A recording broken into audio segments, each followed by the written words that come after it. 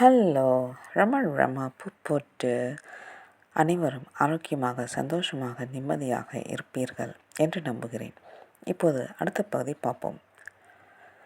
இப்போது நான் காற்றில் இருந்து உங்களுக்காக ஒரு நறுமணத்தை உருவாக்குவேன் என்று விசுதானந்தர் அறிவிக்கிறார். உங்களுக்கு எந்த நறுமணம் வேண்டும்? வெள்ளை மல்லிகை நறுமணத்தை உருவாக்க முடியுமா? அவர் என் கைக்குட்டையை தன் இடது கையில் எடுத்துக்கொண்டு அதன் மேல் எரியும் உருப்பெருக்கி கண்ணாடியை பிடிக்கிறார். 2 வினாடிகள் என்ற மிக குறுகிய நேரத்திற்கு பிறகு ஒரு பளபளப்பான சூரிய ஒளிக்கதிர் அந்த பட்டுத் துணியின் மீது படர்ந்தது. பிறகு அவர் கண்ணாடியை கீழே வைத்துவிட்டு கைக்குட்டையை திரும்பி கொடுத்தார். நான் அதை என் மூக்கருகே கொண்டு சென்றேன். வெள்ளை மல்லிகையின் இனிய நறுமணத்தை நான் வெகுமதி பெற்றேன். நான் கைக்குட்டையை சோதித்துப் பார்க்கிறேன். ஆனால் அதில் ஈரத்தின் எந்த தடயத்தையும் ஏதேனும் திரவ வாசனை திரவியம் அதன் மீது தெளிக்கப்பட்டதற்கான எந்த ஆதாரத்தையும் என்னால் கண்டுபிடிக்க முடியவில்லை.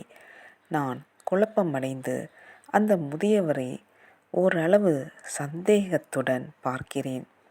அவர் அந்த செயல் விளக்கத்தை மீண்டும் செய்ய முன் வருகிறார். 2வது முறை நான் ரோஜா அத்தரை தேர்ந்தெடுக்கிறேன். அடுத்த சோதனையின் போது நான் அவரை உன்னிப்பாக கவனிக்கிறேன். அவர் செய்யும் ஒவ்வொரு அசைவையும், அவரை சுற்றியுள்ள ஒவ்வொரு அங்குல இடமும் என்னால் முடிந்த அனைத்து கவனத்துடனும் ஆராயப்படுகிறது. அவருடைய வீங்கிய கைகளையும் மாசற்ற வெள்ளை உடையையும் நான் கூர்மையான கண்களால் ஆராய்கிறேன். ஆனால் சந்தேகத்திற்குரிய எதையும் என்னால் கண்டறிய முடியவில்லை. அவர் தனது முந்தைய செயல்முறையை மீண்டும் செய்து ரோஜா அத்தரின் நறுமணத்தை வரவழைக்கிறார். அது கைக்குட்டையின் மற்றொரு மூலையின் வலுவாக படுகிறது. என் 3வது தேர்வு வயலட் பூக்கள். இங்கேயும் அவர் அதே அளவு வெற்றி பெறுகிறார். விசுதானந்தர் தனது வெற்றியை குறித்து முற்றிலும் உணர்ச்சியற்றவராகவே இருக்கிறார். அவர் இந்த முழு செயல் விளக்கத்தையும் ஒரு அன்றாட விஷயம் போலவும் ஒரு சாதாரண சிறிய நிகழ்வு போலவும் கருதுகிறார். அவருடைய கம்பீரமான முகம் ஒரு முறை கூட தளர்வடையவில்லை. இப்போது நான் நறுமணத்தை தேர்ந்தெடுக்கப் போகிறேன் என்று அவர் எதிர்பாராத விதமாக அறிவிக்கிறார். திபெத்தில் மட்டுமே வளரும் ஒரு பூவின் நறுமணத்தை நான் உருவாக்கப் போகிறேன். அவர் கைக்குட்டையின் வாசனை இல்லாத கடைசி மூலையில் சூரிய ஒளியை குவிக்கிறார். இதோ அது முடிந்துவிட்டது. அவர் 4வது நறுமணத்தை வரவழைத்து விட்டார். அதை என்னால் அடையாளம் காண முடியவில்லை. சற்று திகைப்புடன் அந்த வெள்ளை பட்டுத்துண்டை என் பாக்கெட்டில் வைத்து கொண்டேன். இந்த செயல் அற்புதம் போல தோன்றுகிறது. அவர் வாசனை திரவியங்களை தன் உடலில் மறைத்து வைத்திருக்கிறாரா? அவற்றை அவர் தனது ஆடையில் மறைத்து வைத்திருக்கிறாரா? அப்படியானால் அவர் ஒரு பெரிய கையிருப்பை வைத்திருக்க வேண்டுமே.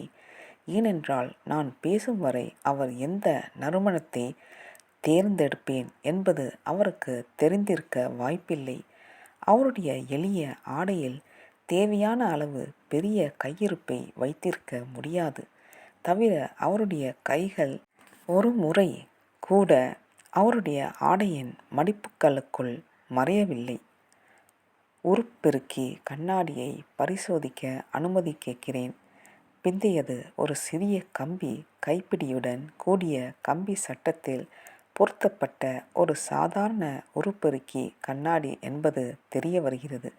அதில் எனக்கு சந்தேகப்படும்படியாக எதுவும் தெரியவில்லை.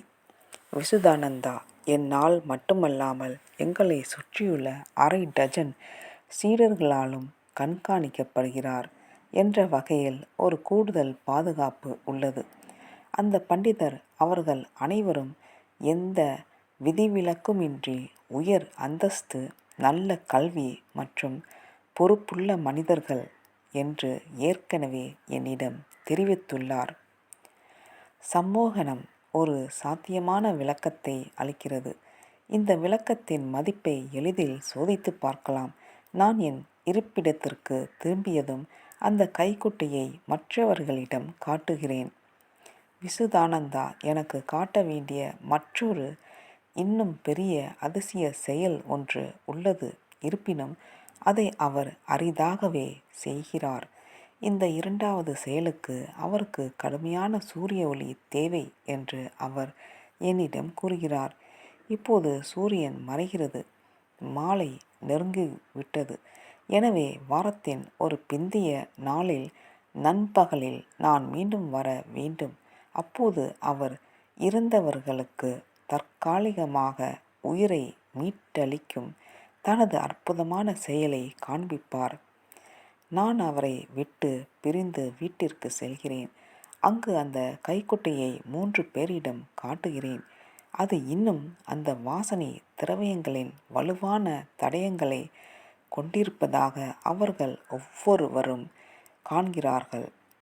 எனவே அந்த செயலை சம்மோகனம் என்ற கருதுகோளில் அடிப்படையில் விளக்க முடியாது. மேலும் இந்த முழு விஷயத்தையும் ஒரு தந்திரமாக பார்ப்பதும் அவ்வளவு எளிதானது அல்ல. நன்றி, வணக்கம். ரமா பூ போட்டு